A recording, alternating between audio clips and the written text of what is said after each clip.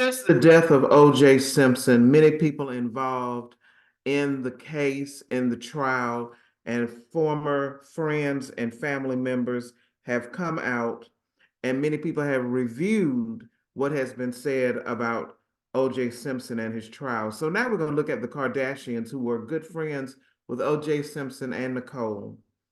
The patriarch and his former attorney, Rob Kardashian Sr., was Simpson's best friend and served as his lawyer in the 1994 trial involving the Juice's ex-wife and her friend.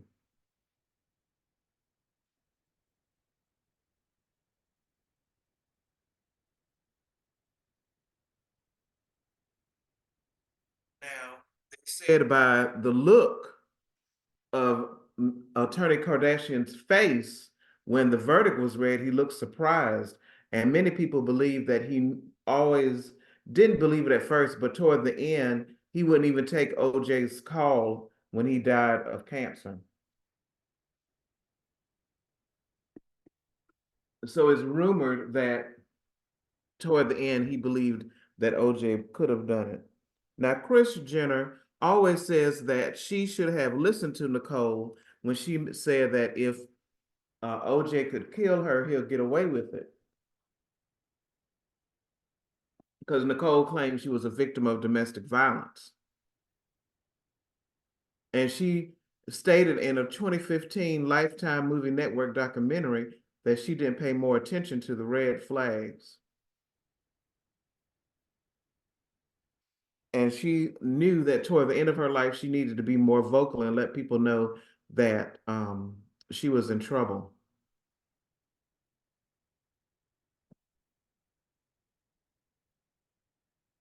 And she said that she looked at her husband, Rob, and she believes, I mean, you could look at his face and see it. I've known him my entire life. I know that like he was floored that that was the verdict. She said this trial tore their family apart.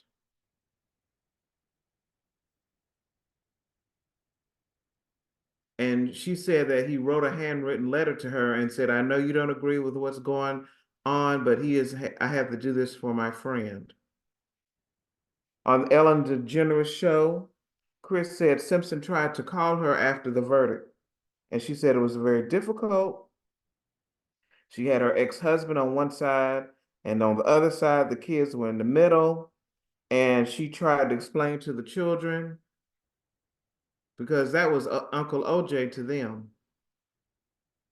She said, everybody lost so much that night. You lost everything you knew. I can't even imagine being her family, her parents, her sisters, who were devastated. She said she cried when there were rumors out that she had an affair with OJ, and one of her children is actually OJ's daughter, allegedly, but that's the rumor. And she called him a piece of you know what. And she said it was tasteless and disgusting. Then you have Kourtney Kardashian. She rarely speaks about OJ, but she did sit down and watch a documentary. And on Snapchat, she posted two stories, finally watching OJ, and then a shot of David that read episode 2. She said it's kind of weird to watch. And then, of course, you have old Bruce, Caitlyn, I don't know what I am, Jenner, former athlete, star, and also the second husband of Kris Kardashian. I can't imagine what this family went through, especially when he had his change. You could go from calling your dad to mom number two. I mean, how does his children and grandchildren cope with that with their step grandfather? Because I don't know how they cope with this, but anyway, I'm glad I didn't have those issues. I've had other challenges in life, but this isn't one of them. But I think his statement on X, formerly known as Twitter, was so inappropriate, and they need to take it down. Now, you know what? If you said this about 45, the orange Cheeto, if something happened to Trump and he passed away and you put good riddance Trump, they will disable all your social media. Your life would be in danger. People will probably fire you from your job for inappropriate statements. If you made any comment about any white American of notoriety and they had their death, Ronald Reagan, the Bushes, the Grand Wizard of the KKK, if you put that on your social media or made public statements that people knew about, published statements and said good riddance, or he won't be missed on earth, and cancer got the right person this time, you'll lose your job, you'll lose everything, you'll get sued. They'll close your social media account down. See, this is the example of racism because the old evil black man killed the white girl and killed the white boy who wanted to love each other and they were friends. But no one talks about the fact that OJ put Nicole Brown's family, he set up their business that they're still operating today and making money off of. If you hate OJ so much, get rid of that business and get rid of everything that he ever gave you. House, clothes, jewelry, fur, money, get rid of it. And then now they're even talking about the fact that they could sue his estate. Why would you do that and take the money and the assets from the children? The children don't, and two of those children are Nicole's children. You're going to hurt the children of one of the murder victims? So it's all because even though he lived in Nevada, he lived in California in another state, and someone could sue from those states because he lived there because he still didn't pay that civil suit that was filed by the Browns and the Goldmans, and O.J. Simpson was found guilty. He was found liable in their deaths. Nobody talks about the fact that Nicole was a party girl and allegedly she was on drugs. I still believe this murder, it was heinous. I still believe it was a mafia drug related murder. And let's say OJ did do it, he didn't do it alone. Or perhaps he know who did it. No one talks about the fact. I want him to talk and bring up something else that I've read. This is Mr. Goldman's wife or second wife. Nobody talks about the fact that she was married to a drug kingpin. Her other husband was a drug kingpin, mafia. How do we know what Ron Goldman was involved in? Now, I know y'all don't like this kind of teaching, but it's the truth. See, I don't have to look under my shoulder because I don't have any associates, friends, co-workers. I don't live that kind of life. I don't live a party life. So more than likely, I won't have to look over my shoulder because I don't associate with people like that. My family don't associate with people like that. We don't have drug kingpins and any association with criminals or any of that. Now, I also want to say, because I'm a compassionate person, which I think because everyone here is a creation of God, they're human beings. And my condolences to the Goldman and the Brown, to the Kardashians, even to Mr. Caitlyn Bruce Jenner. My condolences to you because I do know how it is to lose a loved one, to lose a friend or a family member suddenly in a tragic accident or death. And yes, even a murder, because one of my friends, one of my childhood friends was murdered. And the void never goes away. All you could do is pray and ask God to give you strength and comfort and seek counseling. And you also have to have some type of forgiveness. You have to let things go to a certain degree, or you'll be bitter all of your life. you have to process it and take those steps to deal with the grief and the anger and the loss. Because once your family members and friends, co-workers are gone, they're not coming back. I've had co-workers who have passed away from cancer. Because see, I'm not going to be insensitive like Mr. Miss Bruce Caitlyn Jenner.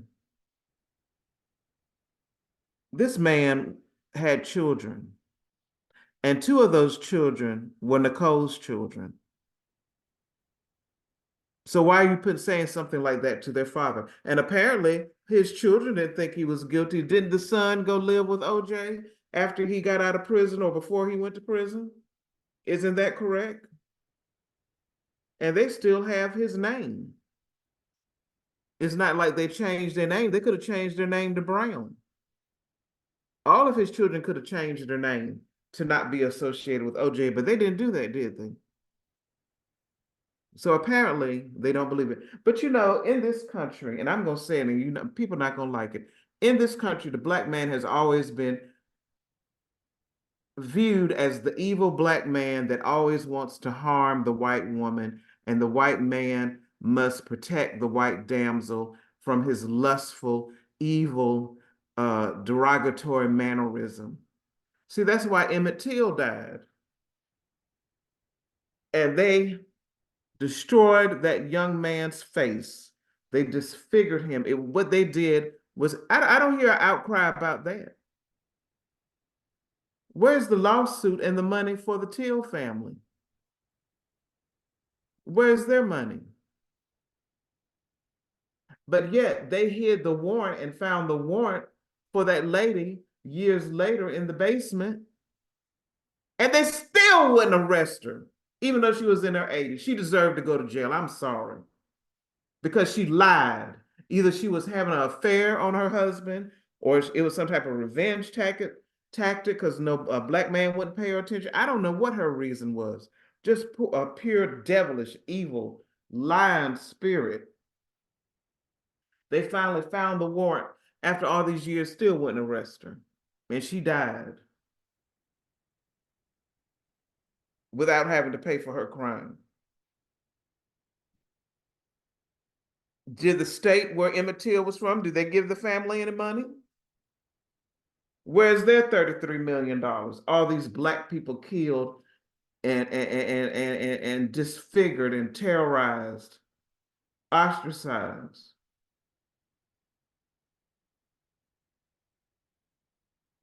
But nobody says anything about that. See, the black man has always been demonized. So of course, OJ had to do it. There's no other way. But really, we don't know the truth, do we?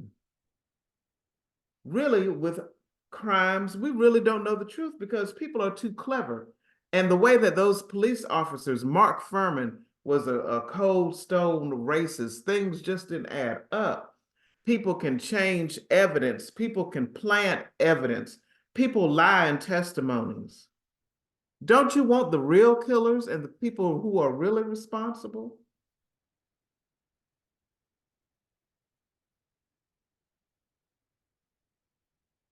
And see, that's another thing.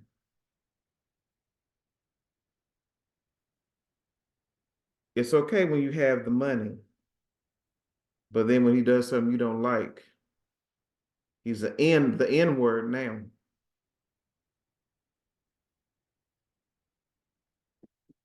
Okay, then we have here Kim Kardashian. She said on the David Letterman show, she remembered Chris and OJ getting into it over the phone when he called from jail. Her mom was always vocal on her feelings and believed her friend was murdered by him, and that was so traumatizing and painful. And then when they went to their dad's house, it was a whole other situation there. Her father used to take her and Courtney, then 14 and 15, out of school to go to court without letting their mom know. And she said it tore her family apart for the whole time of the trial. Kim said in 2019 about her last emotional encounter with OJ before his 2000 arrest for armed robbery. Me, Courtney, and Chloe, they were in a Miami in a club and they ran into him in the VIP section, but it was like behind a stage or something. I don't even know what club it was at. And we all, I think, they all started crying. That's really sad. Then you have Khloe Kardashian. She was 10 when this all happened, and she didn't know what to believe or how to perceive it. OJ was always Uncle OJ. Nicole was Auntie Nicole. And it's sad to see your parents go through so much pain for trying to be true friends. And she was on a show called Spill Your Guts or Fill Your Guts, whether she thought OJ did it. She didn't answer that question. And instead of answering, she ate a fisheye. That says a lot. She also addressed the rumors that OJ was allegedly her actual father. And Chris told her to take a DNA test to give her peace of mind. However, Khloe didn't want to do that. She said her dad was Robert Kardashian and my other dad is Caitlyn Jenner. Isn't that confusing? I don't need someone to tell me who my family is. I have had the blessing of having two phenomenal fathers. I don't need a DNA test to prove who my father is.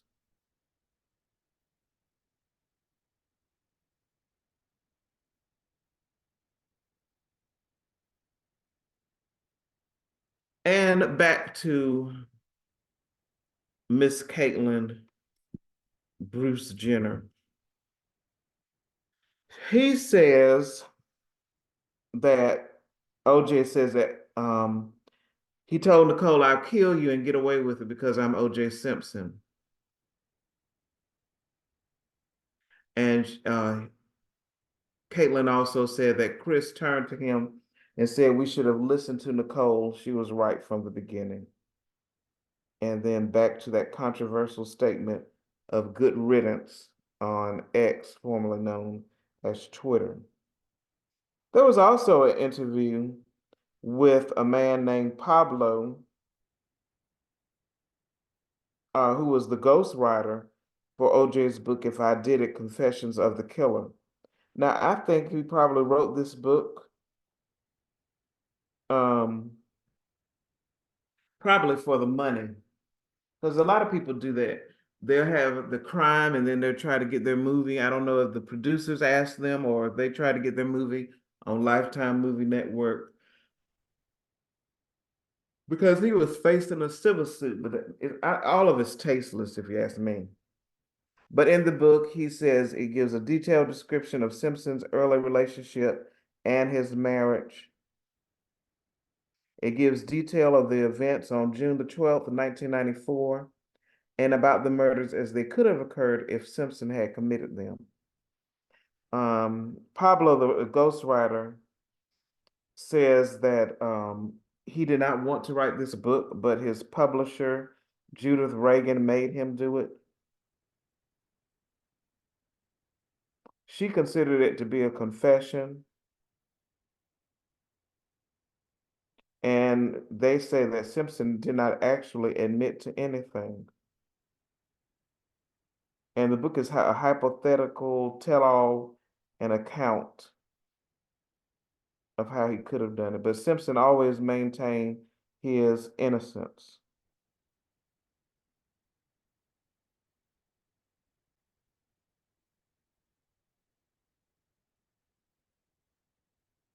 And at first, they weren't going to publish this book. And then they did publish it. And then the Goldmans and Nicole Brown family sued to get any royalties or any money off this book. So I wonder how much money did they get off this book?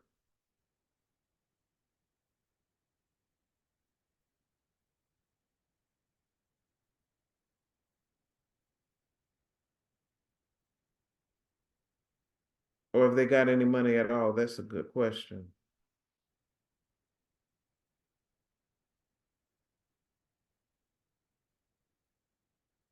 I truly wonder about that.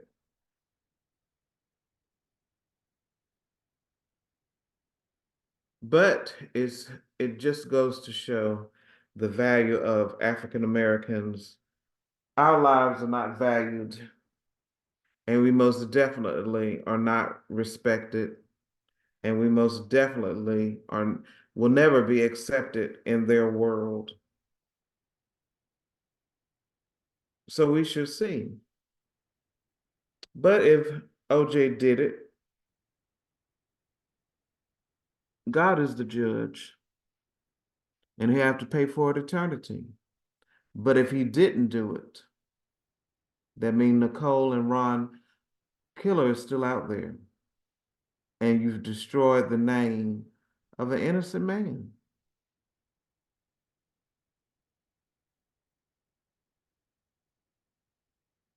And that's what a lot of I've seen a lot of white females do that. They'll say that the guy, if they're in an interracial relationship, he beat them, and come to find out they really staged it so they can get money or get him in trouble. A lot of women do that, say that they were assaulted to get the man in jail or get him to leave. So who really knows? Because remember, Nicole is not the best character anyway. She doesn't have a moral compass because she started dating OJ when she was 18 years old and she knew he was married. And I saw on a documentary, I don't know if that was a relative or a friend, but he said, "Do you really want to do this? He's married." And she said, "Yeah." And she let OJ get her an apartment. And then she turned around and said OJ tore her jeans. Okay, if the man tore your jeans and you're not even married to him yet, isn't that a way? Shouldn't you gotten away from him then? But you wanted the money and the fame and the recognition. You wanted this ninja's money. He was a come up for you.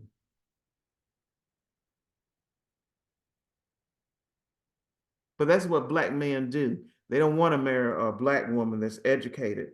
Oh, you're too dark, you're too fat. Oh, y'all are loud. But then you marry a trailer. Oh, let me be quiet.